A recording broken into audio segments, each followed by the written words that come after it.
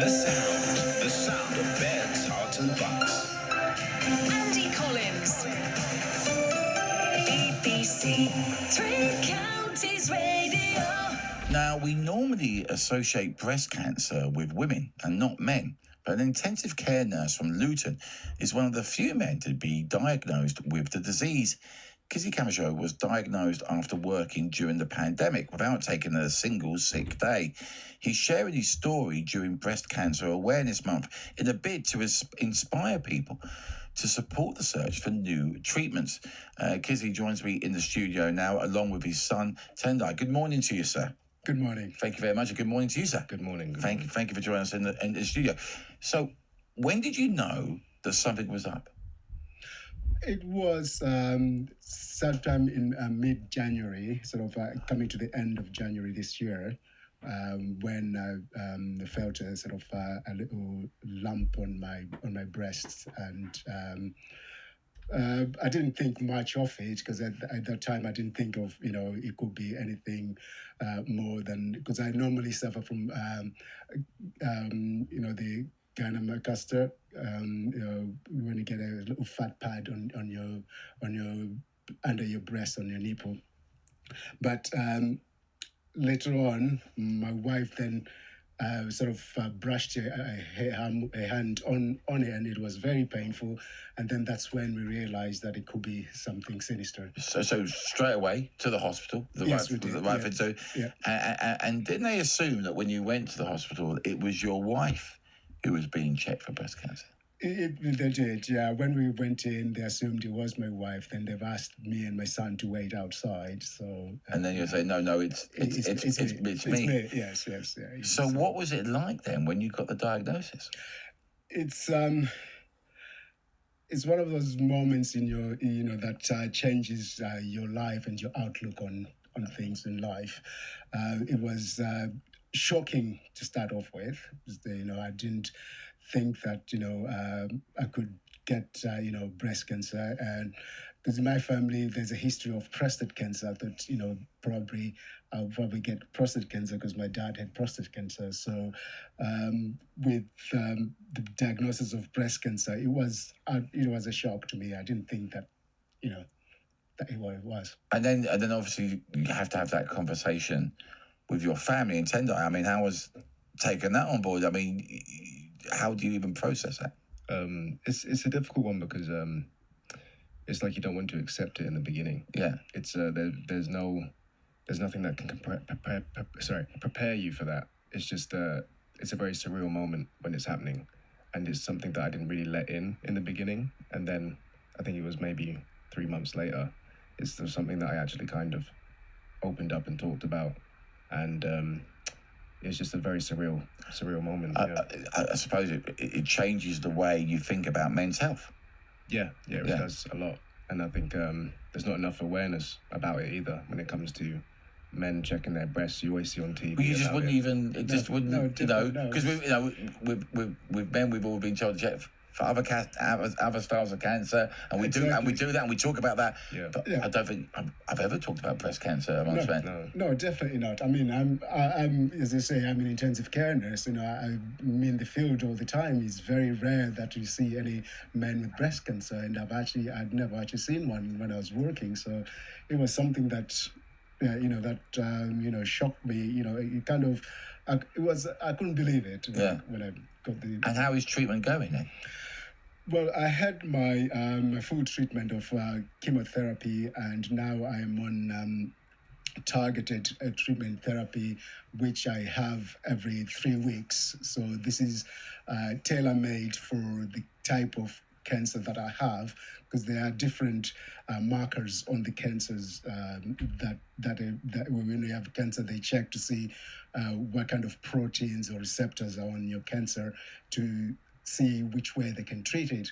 So mine is got HER2 positive, so they have a drug that targets that actual receptor, which is the HER2 receptor, that switches it off and discourages the cancer from growing back.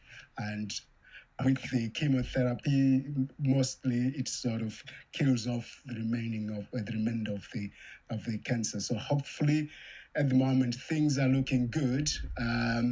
I've had the scans. I have every 3 months. I have scans to see where the cancer is, and so far the results are showing that things are improving. Most of the cancer seems to be disappearing, That's brilliant news. and it's not getting any worse. It's getting a little bit better. And how often do you have to go to hospital to keep? Is that a weekly thing, a monthly thing? I have my treatments every 3 weeks. Okay. And I have my scans every 3 months, just to check or to see if there's any adjustments or anything that needs to be done, or to check to see how things are going. And I'm sure the help was the fact that you, as an early spot, you saw the early signs, you found that lump, which I suppose at the end of the day, the moral of this story is we've got to check the places even we least expect. Exactly. I mean, early discovery is always best. I mean, for me, as you can see from my story, that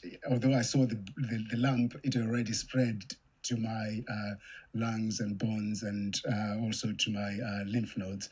So it was the metastatic cancer. So it